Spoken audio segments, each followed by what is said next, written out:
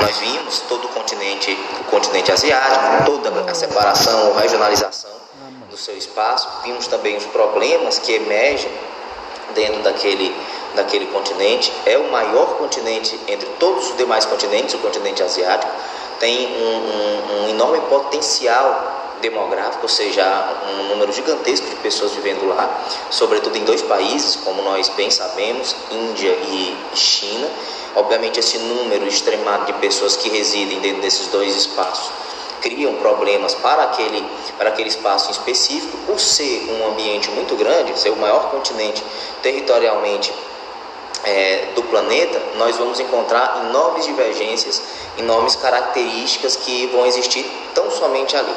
Agora, há essa curiosidade, né, que nós podemos já de início, nesse processo, nesse nível introdutório que eu sempre faço, para que nós entendamos mais ou menos sobre aquilo que nós vamos falar, aquilo que nós vamos desenvolver enquanto tema, e que no caso hoje é o continente europeu, que Europa e Ásia formam um único grande continente, que é a Eurásia, né? Há muitos geólogos, estudiosos, que dizem que, fisicamente a Europa não passa de uma península, ou seja, de um pedaço de terra que se estende para o mar, né? Uma extensão do continente asiático. O grande continente é o continente asiático. A Europa não passa de uma península, uma extensão para dentro do oceano, que depois vai obviamente receber o nome de Europa. Europa, Ásia e África, né? Inclusive os nomes, tão somente a título de curiosidade, são nomes de princesas, né? Princesas ali obviamente de histórias muito antigas, a princesa Europa, a princesa Ásia e a princesa África, inclusive dando nome a esses três continentes. Então, nós vamos trabalhar o continente europeu, e nessa primeira aula, claro, a despeito, com muito cuidado, eu sempre inicio a aula em relação ao nosso tempo, né? A despeito do nosso tempo, nós vamos fazer de tudo para explicitar e para falar o máximo possível sobre os apetrechos, as características físicas em relação a esse continente. E na próxima aula nós já vamos adentrar em temáticas um pouco mais profundas, né, que vão falar, por exemplo, sobre a economia, vão versar sobre a população, sobre a distribuição dessa população, sobre a organização desse continente e também sobre os problemas, né, que claro, que advém em cima ou sobre esse território tão amplo, tão diverso, tão bonito. A Europa, ela é, claro, o sonho da maioria das pessoas de conhecer esse território. Primeiro, pela história que lá existe. Segundo, pela cultura, obviamente, que se desenvolveu. Terceiro, e não menos importante,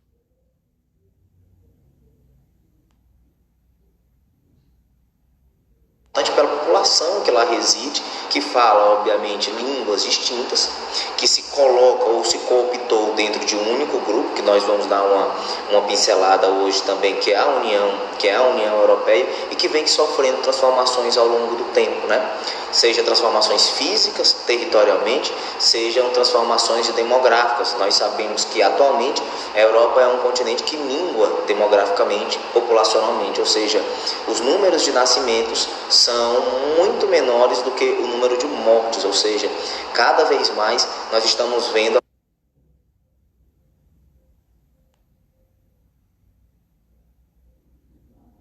a formação de uma pirâmide invertida na população da Europa. O topo muito largo e a base muito estreita, ou seja, é uma pirâmide verdadeiramente de cabeça para baixo. Mas hoje são características físicas desse continente. É óbvio que apenas essa aula não será o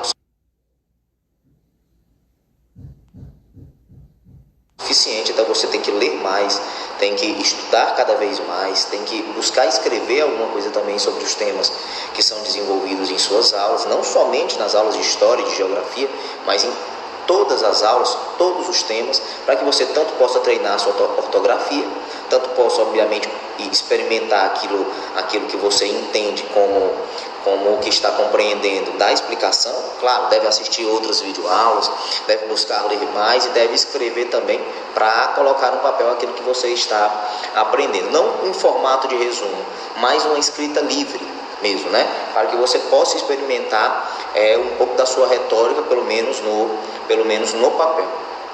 Uma outra coisa, antes de começarmos a correção da atividade, sabemos que temos algumas páginas aqui, existem algumas páginas para corrigir, que foram passadas na semana passada. Quero dizer, senhores, que até segunda-feira, se não me engano, até segunda ou terça-feira, vai um formulário para vocês. Me falaram que vocês já resolveram, né? Já fizeram um formulário, é uma prova. Essa prova vai ter entre 5 e 10 questões. Se 5, cada questão valerá 2 pontos. Se 10, cada uma valerá 1 ponto. Só que essa prova, ela versará sobre os temas que foram discutidos. Foram temas, obviamente, do primeiro bimestre, ou seja, do módulo 1. Você vai pegar todo o módulo 1, tanto de História quanto de Geografia. Você vai estudar. Esse formulário, essa prova vai ficar algumas horas no ar, 12 horas, né?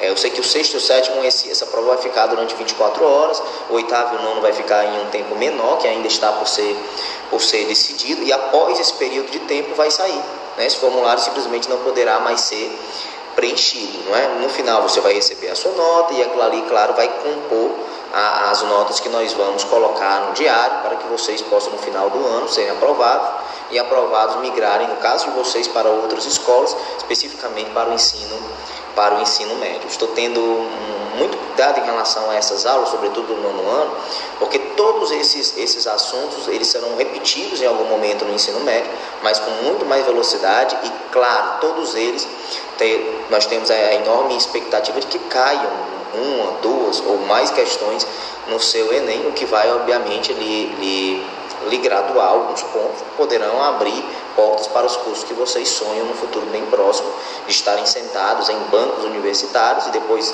que formados, poderem ajudar um número muito maior de pessoas com conhecimento adquirido por vocês, né? Então esse formulário vai, né, até segunda-feira ou até terça-feira. Observe o tempo, né, o período de tempo que vai ficar no ar. Faça com muito cuidado, com muita atenção. São questões, como eu sempre faço, da FTD, então o que vai estar em jogo é o que você entendeu da aula e também o que você está estudando no seu livro, em outros livros, em outras videoaulas.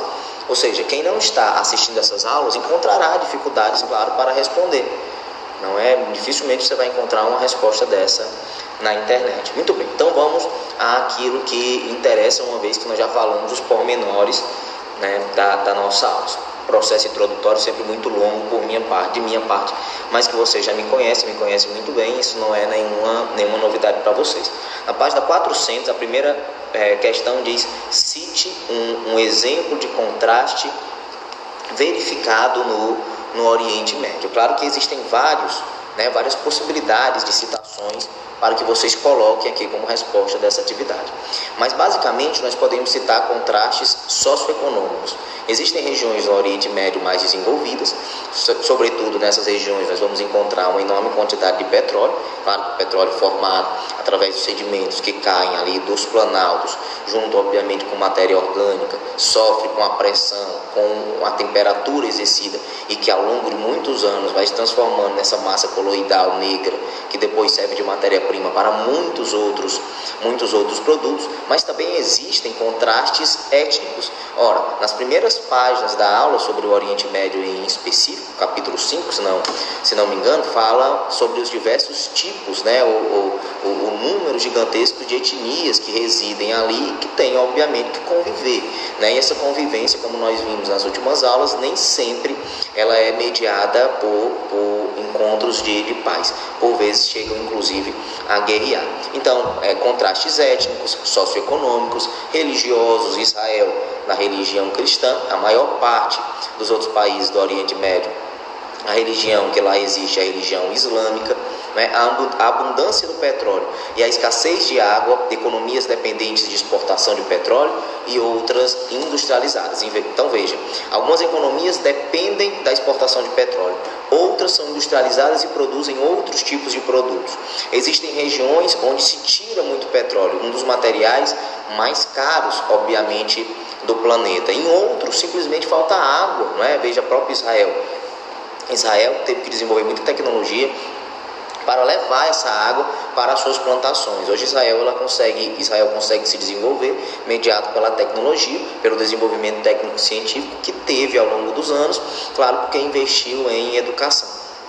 Essa educação, aliada com o dinheiro que entrou em Israel, trazido pelos norte-americanos, ainda ali no período da Guerra Fria, nessa luta incólume contra a União Soviética, e o avanço do socialismo, fez com que os israelenses se desenvolvessem a partir do momento que eles decidiram colocar boa parte do dinheiro que receberam e que acumularam após 1947-48, quando formou-se o Estado de Israel, colocar obviamente em um setor que nós aqui no Brasil também deveríamos colocar, que é o setor da educação. Na segunda questão, ainda da página 400, diz: a região histórica da Palestina é de grande importância nos estudos do Oriente Médio, e seu território permanece sob disputa entre judeus e palestinos. Atualmente, a maior parte dessa região integra qual estado?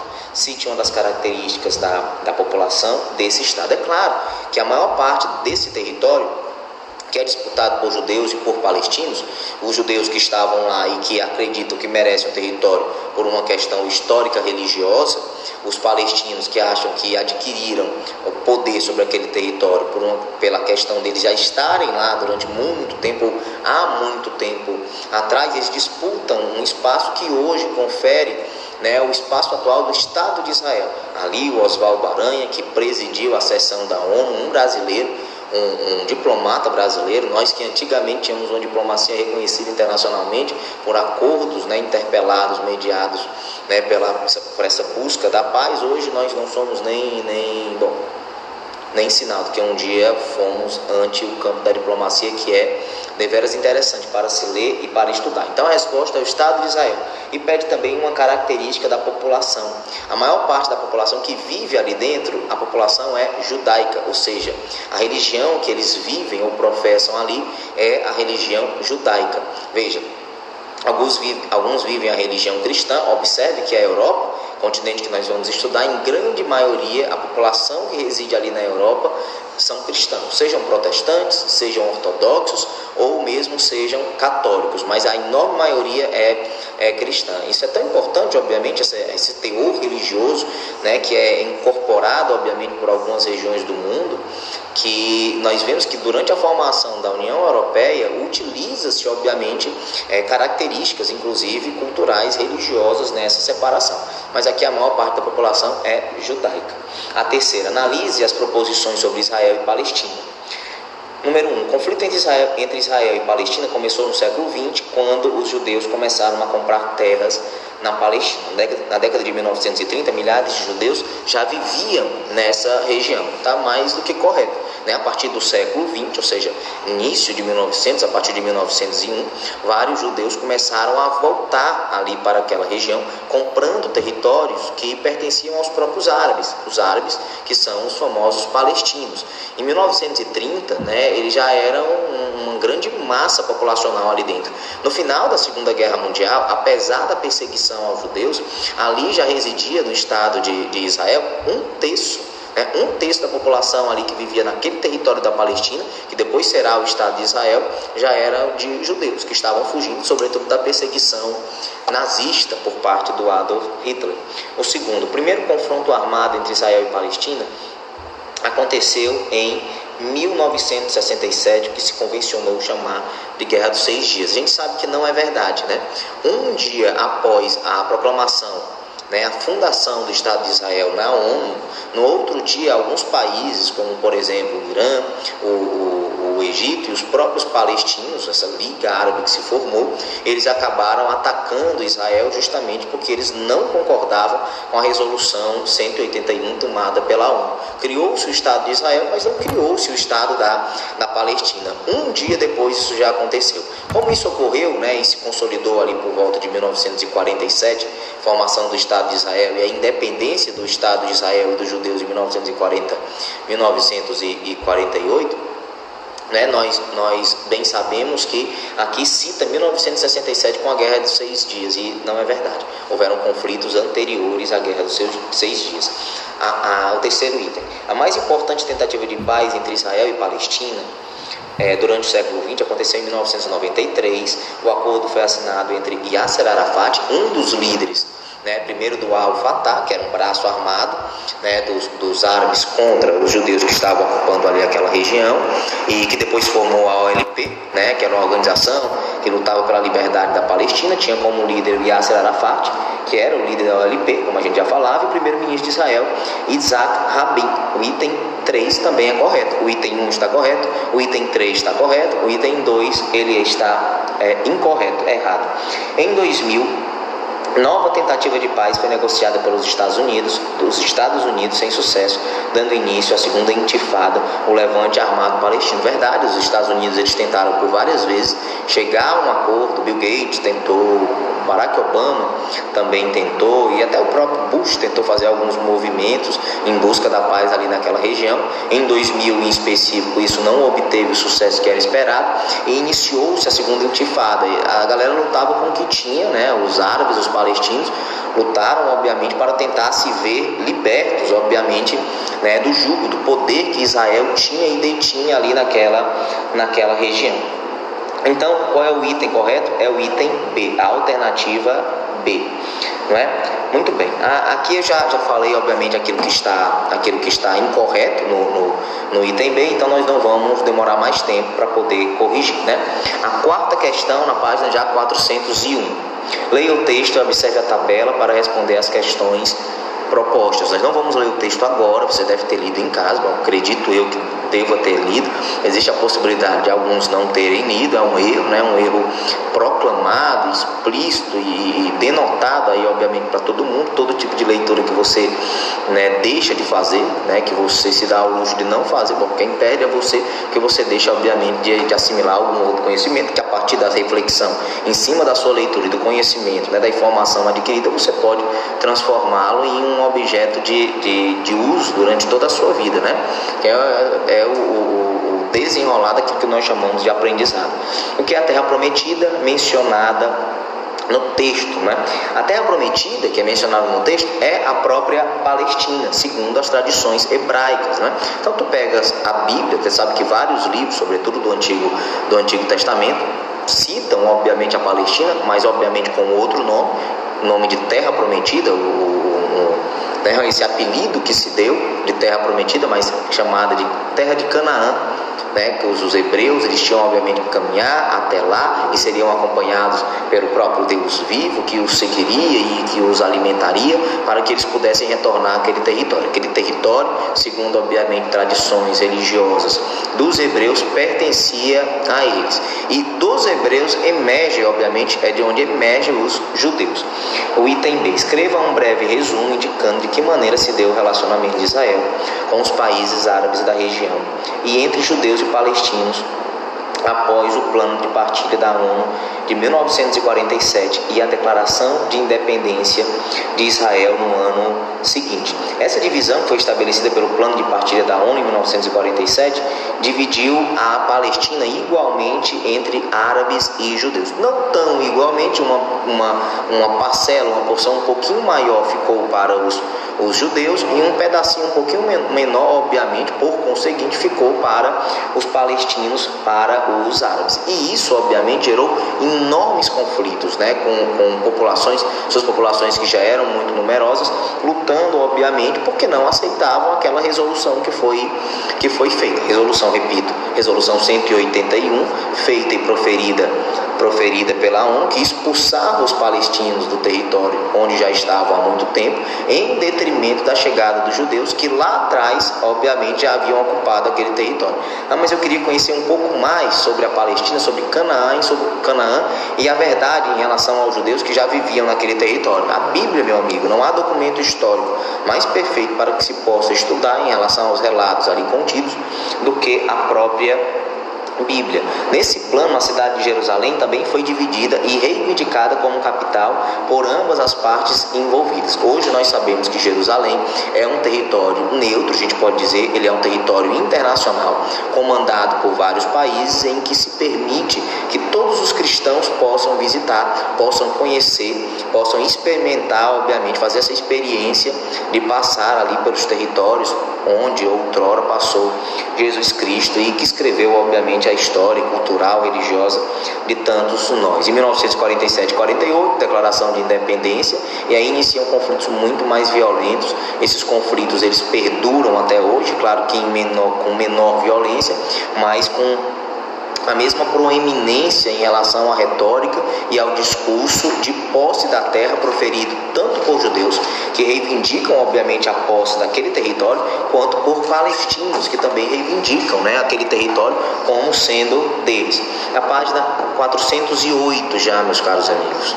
408. Qual é a principal divisão entre os praticantes do islamismo?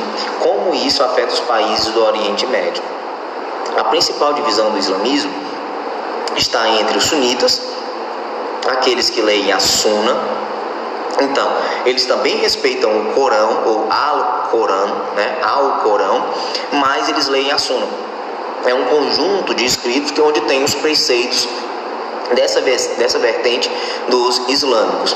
E do outro lado estão os xiitas. E obviamente, como eles são muito diferentes entre si, como eles têm ideias diferentes, um desses grupos acreditam piamente que quem deve ou deveria suceder Maomé era alguém próximo a Maomé, ou seja, um familiar de Maomé, e o outro grupo não, acredita que uma pessoa honrada, digna, honesta, e que poderia, claro, conduzir o povo judeu, o povo hebreu, o povo islâmico, ele poderia suceder Maomé com tranquilidade. Isso gera uma enorme instabilidade interna nos países onde existem sunitas e xiitas, e até uma instabilidade, um desequilíbrio internacional. Em alguns países, quase totalidade das pessoas praticam o islamismo e são sunitas. Em outros países, a totalidade das pessoas são islâmicas, mas eles acabam praticando o xiismo, não é? Veja, a Revolução Iraniana também é chamada Revolução Islâmica. Qual é a razão desse nome? Quem leu, quem se ocupou em ler e assistiu às aulas da semana passada, ainda que eu tenha falado de maneira muito rápida, de maneira muito velada sobre o tema, viu que na verdade é um avanço ocidental rumo ao Irã. E o Irã, como um todo, ele é composto por pessoas que professam a religião islâmica. E em dado momento, quem na verdade comandava ali aquele local era mais um líder político. Os líderes políticos, eles foram substituídos por líderes religiosos. Eles duram e eles perduram até hoje no poder ali naquela região do Irã, porque os habitantes do Irã, eles acabaram acreditando que aqueles homens, os chás, que estavam sendo colocados e obviamente eram retirados e colocados outros, eram pessoas que tinham uma inclinação muito mais voltada ao Ocidente, ou seja, a professar a cultura, a proliferar, a espalhar, a compartilhar a cultura ocidental do que mesmo a manutenção da cultura oriental. Não é à toa que a partir desses movimentos, não apenas no Irã, mas em outras regiões, surge o fundamentalismo islâmico. Eu falo surge o fundamentalismo islâmico porque o fundamentalismo ele não está retido apenas aos islâmicos. Nós observamos um islâmico e imaginamos que todos são homens bombas, todos estão carregados obviamente de armamentos ou de explosivos, que a qualquer momento eles vão se explodir, matar obviamente todos que estiverem num raio próximo a eles. Não é verdade. O fundamentalismo ele existe também, por exemplo, no cristianismo.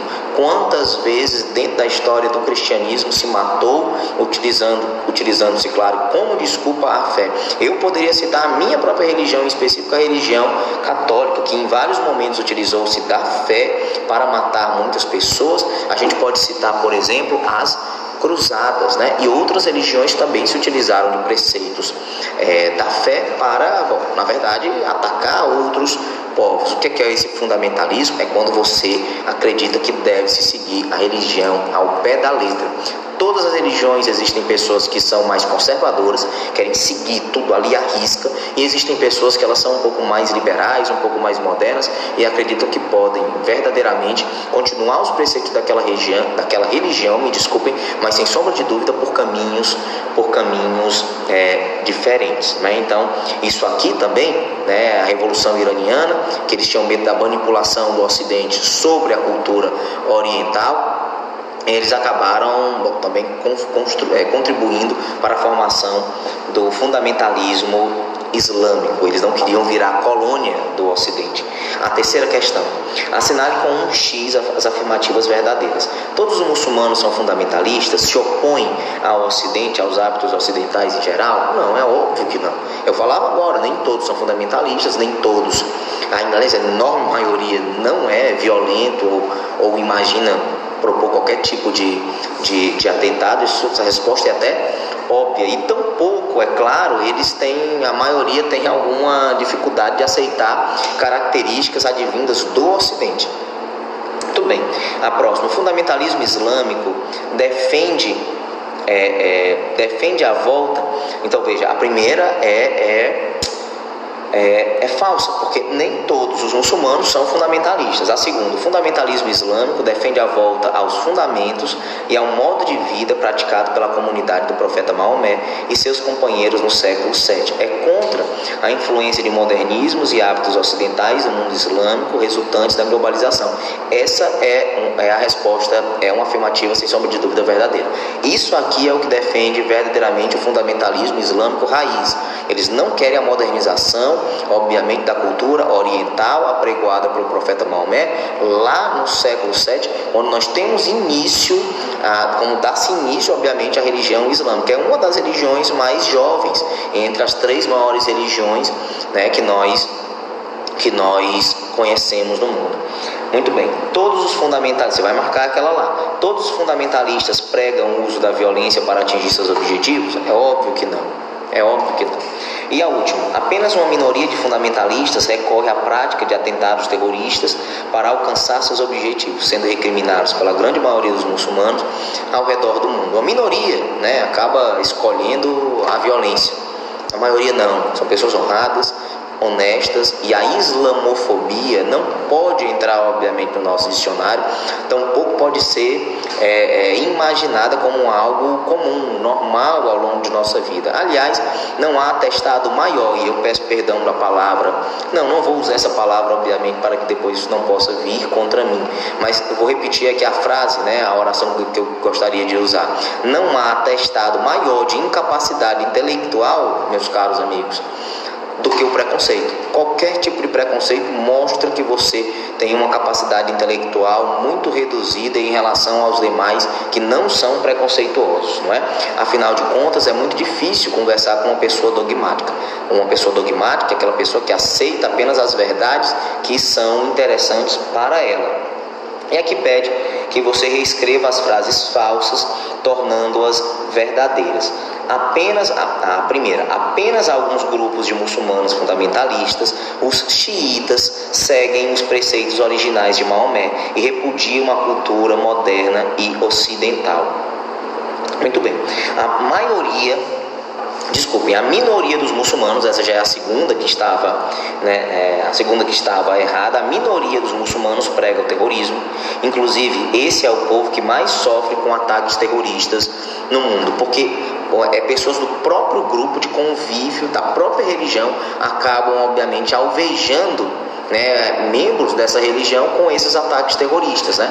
Nós podemos lembrar de um grande ataque terrorista que foi lá o de 11 de setembro de 2001. Podemos lembrar ataques terroristas, por exemplo, que ocorreram na Espanha, por exemplo, no metrô de Londres, mas a maior parte dos ataques terroristas se dá ali dentro do próprio território dos islâmicos, onde a religião professada é o islamismo, terras árabes, não é, como nós podemos falar.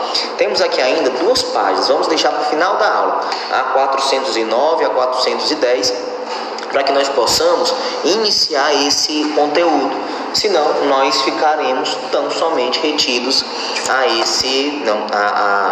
a essa pauta na aula de hoje, que é a correção dessa atividade. Isso não é o nosso objetivo, nós bem sabemos disso. Muito bem, então o tema é esse aqui: Europa, ou continente europeu, regionalizações e a natureza. Como eu dizia para os senhores, nós vamos tratar um pouco sobre os aspectos físicos do continente europeu e vamos conhecer minimamente as formas como esse continente ele é regionalizado pela geografia. E nós entendemos também, nós estudantes de geografia, lá no 7º ano nós vimos isso, sobretudo quando nós estudamos a regionalização do nosso país, o Brasil, que a regionalização ela nos ajuda a entender melhor, obviamente, as características características que residem dentro de um território, principalmente quando esse território ele é muito grande, ele é muito diverso, ele é muito extenso. Não à toa dividimos o nosso território em regiões, macro-regiões, uma divisão geoeconômica, e também uma outra divisão que ela é afeita a muitas outras características, inclusive características culturais. Não é à toa que a Ásia também é dividida: a Ásia Central, setentrional, a Ásia Meridional, o Leste Asiático, o Oriente Médio, que falávamos ali na última aula. E a Europa não fica atrás, e também sofreu regionalizações, sofreu modificações. E a primeira coisa que a gente vai dizer é que a Europa e a Ásia formam um único grande continente. Aqui eu repito para vocês que... Obrigado, tio. Obrigado. Acho que uma águazinha para mim, meus caros amigos, né, que eu fico falando e quase não paro, e às vezes eu me prejudico nisso de estar falando muito rápido. Muito bem, então, desculpa aqui pela interrupção que fiz. Então, eles formam um único grande continente que nós chamamos de Eurásia.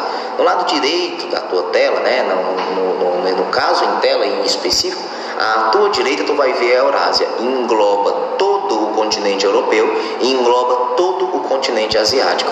Essas duas massas territoriais estão em cima de uma única placa tectônica. Daí nós chamamos de um único grande continente. O nome dessa placa tectônica é placa euroasiática.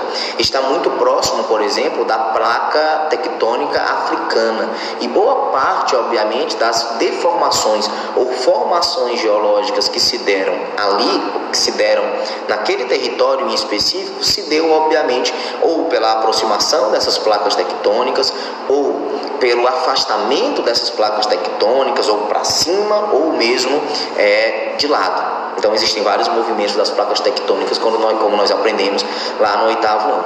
Do lado esquerdo, tu vê, obviamente, apenas o espaço conhecido como Europa, como nós entendemos e conhecemos como um continente europeu. Se tu observa bem ambas as imagens, tu vai perceber que está explícito a primeira informação que eu disse ainda, na introdução que fizemos agora no início da nossa aula. A Europa, ela não passa de uma península que sai da Ásia. Península é uma porção de terra que se espraia, obviamente, pelo oceano.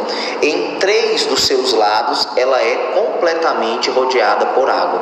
O quarto lado, em um dos lados, ele se liga a um continente, a uma área territorial. Se tu observa, a Europa é exatamente isso. Ela vai ter o oceano glacial ártico em cima, ela vai ter o Atlântico Norte mais à sua esquerda, no caso mais a oeste, e ela vai ter embaixo também o mar Mediterrâneo. E ao outro lado, o último lado dela, está ligado a Ásia, formam a Eurásia, mas estão separados. Agora, por que Europa e Ásia foram separados, regionalizados, quando nós vamos estudar geografia? Para que nós possamos entender. Quem lembra, nós passamos, um mês falando sobre a Ásia. É um continente gigantesco, com problemas, com benesses e com características próprias que devem ser muito bem estudadas e muito bem observadas. Então, essa já é a primeira característica, primeira curiosidade que nós podemos trazer. Aqui nós temos outras imagens, Essa imagem a gente tirou, muito fácil você encontrar no Google essas imagens, inclusive você pode movimentar tudo isso aí, é um mapa, é um globo 3D, E aí eu tirei esses prints, essas fotos. Observe aqui mais à tua esquerda, que tu vê exatamente aquela imagem que nós estávamos vendo, mais ou menos aonde está a Europa, que está ligada à Ásia, que é bem maior, e que está à tua direita, como tu pode ver. Um pouco mais abaixo, à tua esquerda, tu já pega um pedacinho, tu vê um pedacinho da África. No meio tem um mar, não sei se vocês podem ver, esse mar é o famoso mar Mediterrâneo. Pro lado direito, a maioria ali é a Ásia. Essa partezinha que está recortada por essas linhas brancas, tudo isso aí é a Europa. Tu vai ver uma ilha à esquerda e acima. Aquela ilha é a ilha da Islândia, e também faz parte do continente europeu, Muito bem, aqui nós temos com os nomes, e uma outra uma outra imagem, né? Tu vai ver que a tua direita mais acima, aquilo ali tudo é a Rússia, né? Todo esse espaço é a Rússia. Para a tua esquerda, tu vai ver os países que formam especificamente o continente europeu. Aqui sem nenhum tipo de regionalização, sem falar da Europa setentrional ou mediterrânea, tampouco a Europa central ou a Europa ocidental, a Europa oriental. Veja que são todos os países. Veja, Portugal, Espanha, fica numa península chamada Península Ibérica. Foi daí que saíram grandes navegações, descobriram tantos outros continentes. Veja uma outra península, pertinho ali de Portugal, da Espanha, só encontrar a Itália, uma outra península. Se tu procura a Dinamarca, tu vai ver aqui que essa península se chama Jutlândia. Jutlândia, não é Jutlândia, é Jutlândia mesmo, e aqui essa é uma outra península que forma a Dinamarca. Depois nós vamos vendo outras, existem outras penínsulas também, como por exemplo uma península, que é a península da Crimeia, né, que fica um pouco mais ali próximo à Romênia, a Moldávia, quase que ligada à Ucrânia. Alemanha, França, Bélgica, os Países Baixos, a gente pensa em Países Baixos, nós lembramos da Holanda, porque eles estão obviamente em uma depressão, essa depressão que nós chamamos de depressão absoluta. Quantas depressões existem? 2 tipos, a depressão relativa, que ela está abaixo, obviamente, em um outro nível em relação às terras que estão ao seu redor. E a depressão absoluta é uma depressão que está abaixo do nível do mar. A gente sabe que esses países, para não serem sempre tomados pela água, fizeram enormes portões que podem fechar e, inclusive, moinhos de vento drenam essa água e jogam para outros locais, senão todo aquele território ficaria sempre embaixo d'água, que é uma outra imagem ainda, né? A gente pode ver um pouco mais afastado, podemos ver aqui, inclusive, olha o Cazaquistão, o Uzbequistão, o Turcomenistão, quem lembra lá da Ásia Central, tudo que está acima aqui do Cazaquistão é a Rússia, tudo que está ao lado ali da Rússia são os países da Europa. Aqui nós podemos ver um mar muito importante, que é o Mar Negro, né? Do lado do Mar Negro, o Mar Cáspio, devido à formação muito recortada do litoral europeu, existem mares internos, né? Esses mares são muito importantes porque ajudam na movimentação de pessoas e também de mercadorias. Se você olha bem para baixo mesmo, próximo ali da Grécia, tu vai ver o mar Mediterrâneo, né? E aquilo ali tudo é mar Mediterrâneo. Quantas pessoas fugindo de guerras na Síria, né, ali naquela região do Oriente Médio, tentaram atravessar o mar Mediterrâneo? Inclusive tem uma imagem muito forte que é de um meninozinho que se afogou nessa tentativa de travessia, e os repórteres, né, os fotógrafos tiraram aquela foto e gerou uma comoção, isso há alguns anos atrás, uma comoção internacional. Reino Unido, a Irlanda, né, tá vendo lá na Irlanda que tem um tracinho branco ali, a Irlanda do Norte.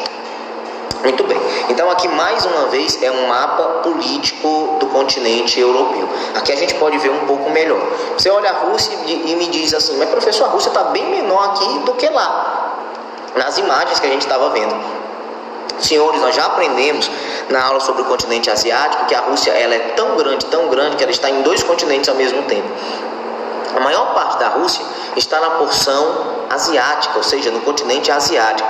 E a menor parte da Rússia está no continente europeu. Inclusive, as cidades mais importantes estão do lado europeu, inclusive Moscou, que é sua capital. Nós podemos enxergar lá em cima a Islândia, nós podemos observar ali o Reino Unido, a capital Londres, fica bem mais ali ao sul, a Irlanda, a capital do Dublin, né, ou Dublin, Portugal, Lisboa. Aqui do lado nós temos todos os outros, Polônia, né, capital ali da Varsóvia.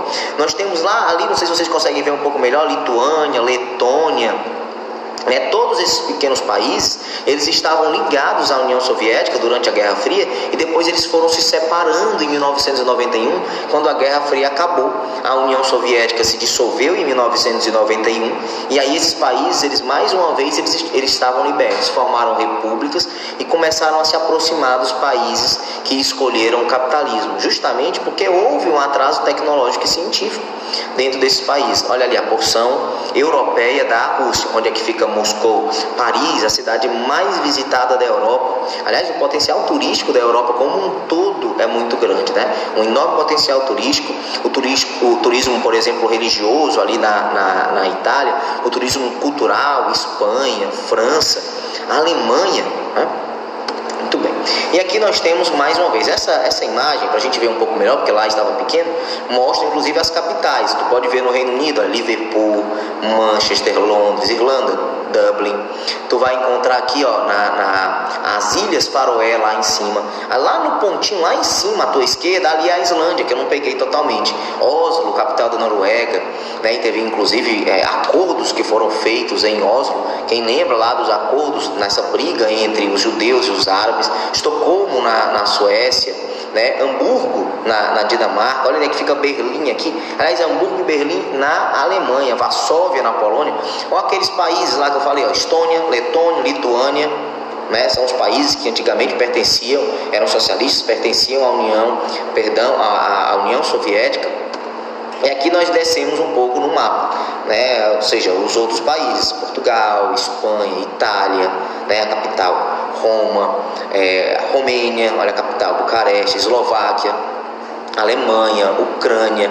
Nós podemos ver o Mar Negro, olha, veja o Mar Negro à sua direita, né? Aqui a gente vê todo o Mar Mediterrâneo, né, que banha a Grécia, a Itália, a Espanha, Portugal também, um pedaço de Portugal, a Áustria, onde nasceu Hitler, Viena obviamente, onde viveu Freud, escreveu boa parte, né, daquilo que nós conhecemos em relação à psicanálise, né, que é uma matéria tão interessante de se estudar e de se ler.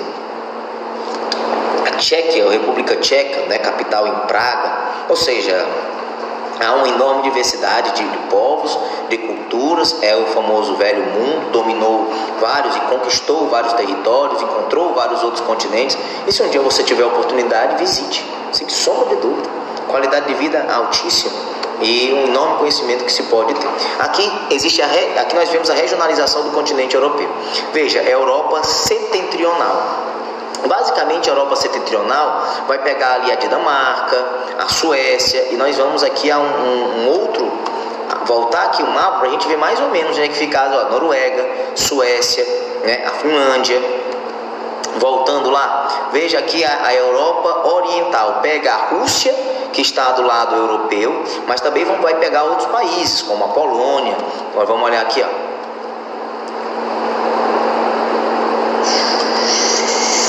Vai pegar a Rússia, vai pegar a Bielorrússia, a Ucrânia, a Polônia.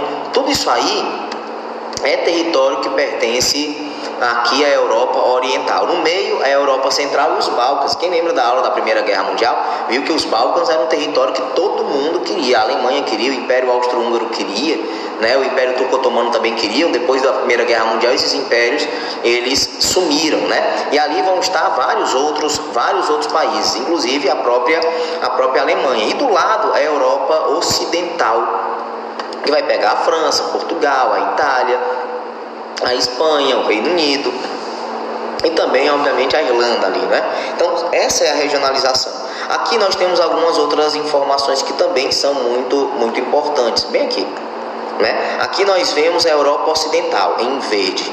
Tudo que está nessa cozinha, nesse rosa claro aí, é a Europa Oriental. Isso que está arriscado, senhores, são as regiões que pertenciam à antiga União Soviética, que depois de 1991, quando a Guerra Fria acaba, isso aí eles voltam a ser territórios livres. Agora, se está muito regionalizado e dividido o continente europeu, como é que eles se tornaram um continente tão forte, tão rico? Quando acaba a Segunda Guerra Mundial, todo mundo tinha uma coisa na cabeça. O que eles tinham na cabeça é que havia uma necessidade, e era uma necessidade extremada, de reconstruir a Europa. E eles lentamente foram formando esse grupo, né, essa comunidade gigantesca que nós chamamos de União Europeia, lentamente. Primeiro foram 3 países: Bélgica, Holanda, Netherlands e Luxemburgo, né, que é o famoso Benelux. Depois, obviamente, eles notaram que eles produziam muito carvão e aço, e o carvão e o aço eram extremamente importantes para a reconstrução da Europa. Então eles formaram uma comunidade bem maior, com outros países que já adentraram,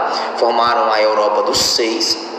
Se não me engano, entra também a França e outros, a Bélgica e outros países na Comunidade Europeia do Carvão e do Aço. Depois vem a Comunidade Econômica Europeia. Pela primeira vez eles permitem que os produtos passem, né, por um país e por outro sem pagar tributos. E por fim, né, num tratado, ali depois do Tratado de Maastricht na Holanda e depois do Tratado de Lisboa lá em Portugal, é que se forma a União Europeia como nós conhecemos hoje. Vocês estão vendo esse símbolozinho aí azul que está no mapa? Esse símbolo azul que está no mapa aí que vocês estão vendo são os países que utilizam o euro. Todos os países que não têm esse símbolo, olha o Reino Unido, não usa, né? Olha a Turquia, que não tem esse símbolo, não utilizam o euro, utilizam obviamente sua própria moeda. Depois nós vamos, claro, observar com mais cuidado a União Europeia. Todos os países que fazem parte da União Europeia, lembrando que a Grã-Bretanha, o Reino Unido, a Inglaterra saiu recentemente com o Brexit, né, da União Europeia, de Britain, né, Britain, dos britânicos, e exit, de saída dos britânicos da União Europeia. O relevo e a hidrografia. Boa parte do relevo é formado pelos maciços antigos. Você pode ver aqui nesse mapa, eu tenho pouco tempo, por isso que eu estou correndo, os montes Urais que separam a Ásia da Europa. São maciços antigos que são planaltos, que foram sendo desgastados, obviamente, pelas forças exógenas, o vento, a chuva e até mesmo a neve. Aqui mais ao sul, o que nós vamos encontrar são dobramentos modernos. Ou seja, são montanhas um pouco mais altas, são planaltos bem mais altos, justamente porque eles foram menos gastos aqui que nós podemos ver, ou seja, tem uma altitude um pouco mais elevada. Tanto aqui nesses Alpes, bem mais aqui acima, ó, nos montes escandinavos, os Apeninos, os Pirineus, os Alpes suíços, os Cárpatos e até aqui no Cáucaso, ou seja, eles são mais jovens, então foram menos desgastados pelos agentes exógenos. Nessa região mais ao sul também acontece muito, meus amigos, o aparecimento de terremotos e o surgimento de vulcões. Essa parte mais em verde é justamente a planície. A planície na Europa chega no máximo a 200 metros e os planaltos não são muito altos. Existem algumas depressões. As mais famosas são algumas depressões que tem aqui próximo ao Cáucaso e também que estão próximas ali ao local que nós conhecemos como Países Baixos, que compreende principalmente a Holanda. Existem rios que também são rios muito importantes ali que perpassam. Um dos mais importantes é o Volga, nasce na Rússia, mas não é o mais importante economicamente. Ele passa a maior parte do ano congelado. Tem o Rio Reno. O Rio Reno atravessa vários países, inclusive a Alemanha e a Holanda. Um braço do Rio Reno é o Rio Ruhr. E o Rio Ruhr ele passa bem na frente, obviamente, do porto mais movimentado da Europa, que é o porto de Roterdã, lá na Holanda, e movimenta produtos e movimenta também pessoas. Mas o rio mais extenso e mais importante da Europa é o Rio Danúbio. Quando eles não produzem energia elétrica, eles servem, obviamente, para fazer a movimentação de pessoas e também de produtos. E aqui nós temos alguns aspectos mais em relação à natureza e ao clima. São alguns climas. Mais ao norte nós vamos encontrar o clima polar. É muito, muito frio. No verão é frio, no inverno é quase impossível, né? Você vê que pega a Islândia e boa parte ali da Rússia e também ali dos Alpes escandinavos. Nós temos também o clima mediterrâneo, que justamente ocupa a região do mar Mediterrâneo, bem mais aqui abaixo, está mais clarinho, né? Como a gente pode ver, né? Um outro clima, obviamente, é um clima mais ameno, que nós encontramos todas as estações, mas basicamente é uma estação chuvosa e uma estação mais quente. Um pouco mais à tua direita e abaixo tu vai encontrar um clima semiárido, parecido com o que nós temos no centro-oeste, né, que é o Cerrado. É bem mais quente e é muito seco. Mas a maior parte do território é ocupado pelo clima temperado. Característica, tem as 4 estações muito bem definidas: verão, inverno, outono e primavera. Né? Como é que o frio de montanha nas regiões mais altas, o que é que influi na formação do clima? Primeiro é a latitude. Se tu observa a Europa, ela está bem no meio, nem está tão próximo do polo, nem está tão próximo da linha do Equador. Então as temperaturas elas são mais amenas, está mais para o frio. A latitude influencia. A altitude, né? Quanto mais alto, mais frio, ou seja, a altitude é inversamente proporcional à temperatura. Quanto mais alto, mais frio será. E o outro são justamente as correntes marítimas. Observe, essas correntes marítimas passam próximo da Irlanda e do Reino Unido. Boa parte do tempo a Inglaterra chove. Estou vendo nos filmes, nas séries, que a galera está sempre de sobretudo, porque chove muito lá, né? Há, obviamente, muitas chuvas, o céu está sempre cinza, né? Então é justamente devido às correntes marítimas. E por fim, a continentalidade e a maritimidade que também influenciam. É claro que esses aspectos, esses climas influem na vegetação nativa. Observe que mais aqui ao norte, sobretudo nessas regiões polares, o que só pode existir é tundra, vegetação rasteira, graminha.